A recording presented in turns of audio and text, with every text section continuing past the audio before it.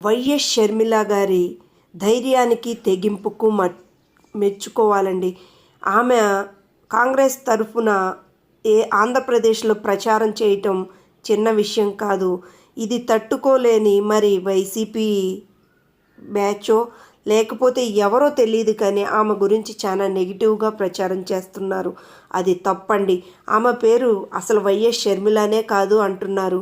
వాళ్ళ అన్నగారు జైల్లో ఉన్నప్పుడు ఆ పార్టీని నిలబెట్టి పాదయాత్ర చేసి ఆ పార్టీని గెలిపించినప్పుడు వైఎస్ షర్మిల అయినప్పుడు కాంగ్రెస్ పార్టీకి రాగానే వైఎస్ షర్మిల పేరు మారుతుంది. నా చెల్లెళ్లకు ఎన్ని విభేదాలు ఉన్నా జగన్మోహన్ రెడ్డి గారి చెల్లి షర్మిల అని మర్చిపోకండి. పర్సనల్గా మీకు ఇష్టం వచ్చినట్లు రాతలు రాసి మీరు షర్మిలాన్ని అవమానిస్తున్నారనుకుంటే రాజశేఖర్ రెడ్డిని జగన్మోహన్ రెడ్డిని కూడా అవమానించినట్లే.